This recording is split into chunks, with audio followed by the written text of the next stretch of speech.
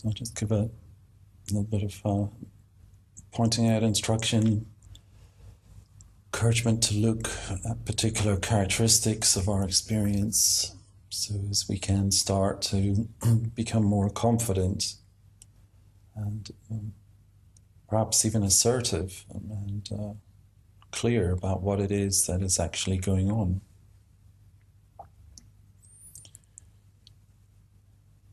So you take a few deep breaths, make sure the breath extends all the way through the body from the top of the head down into the belly. You feel the whole torso expand to receive the breath.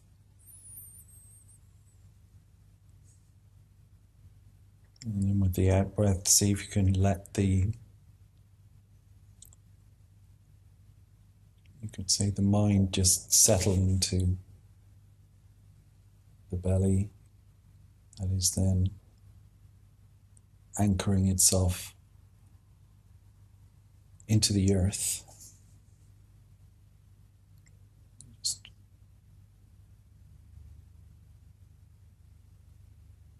take a few breaths just to try and establish this preliminary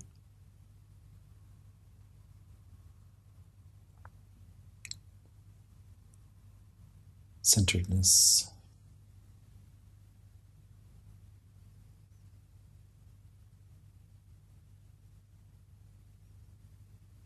And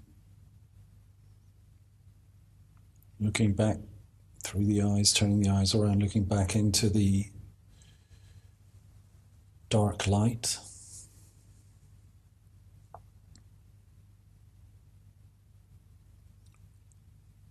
Noticing the full extent of it.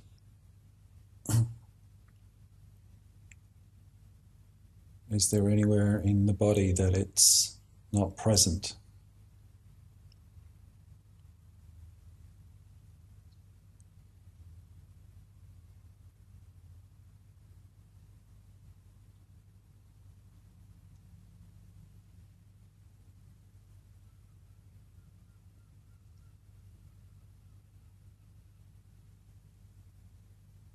Is there anything about any of the sensations that you experience in the body that is separate or distinct from this dark light?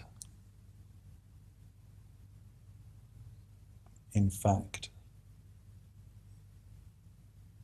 when experienced directly,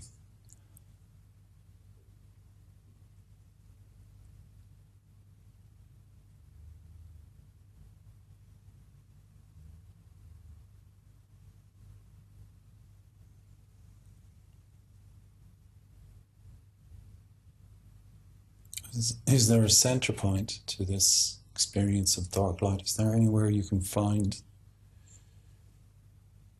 a middle, a beginning, a starting point from which it is generated, from which it appears? And so if it appears where there is an absence into which it arrives. So anywhere where there is an absence of this dark light.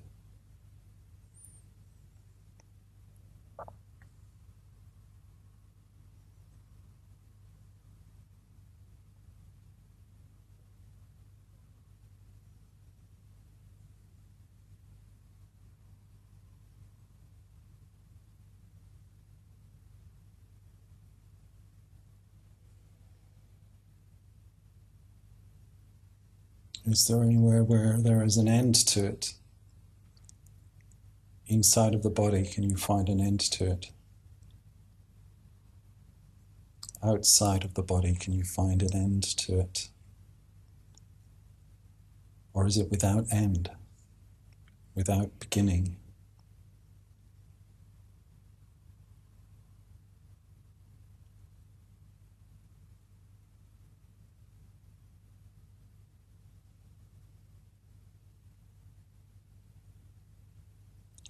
Who is the knower of the dark light?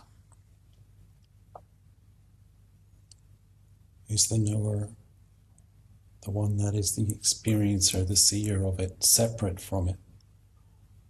Or is the knower, the experiencer, the same as it?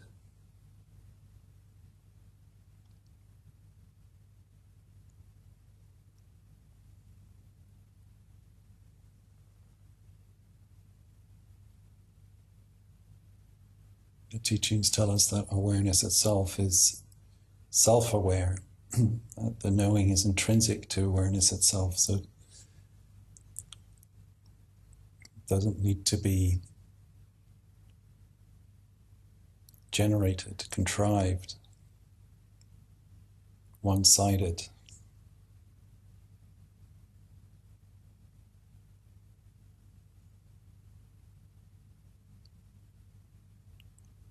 Is it possible that the one that knows the experience of the dark light and the sensations that are arising in it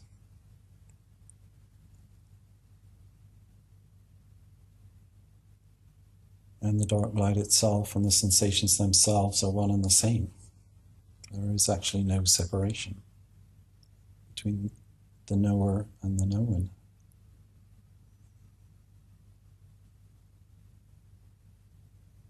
Try and explore that.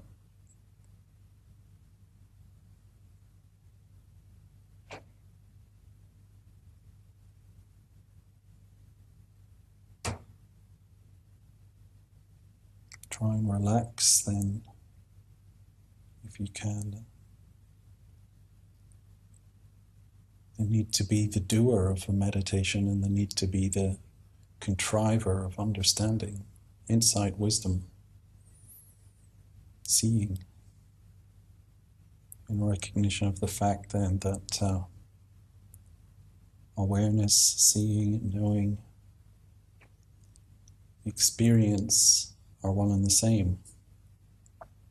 There is no knower of the experience. Experience, when embraced directly, you could say is purified of the self-view, because the self-view becomes redundant.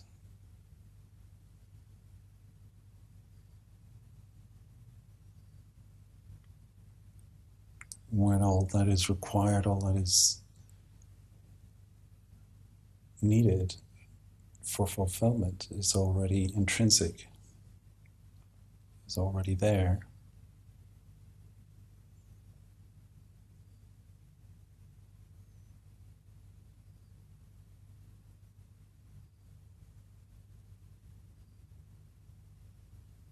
So in this way, in recognition, as you look and see and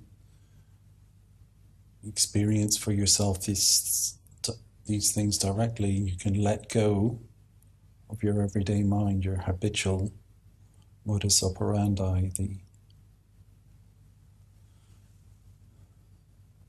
the speech mind habit that tries to think things out in the conventional way that we've been taught.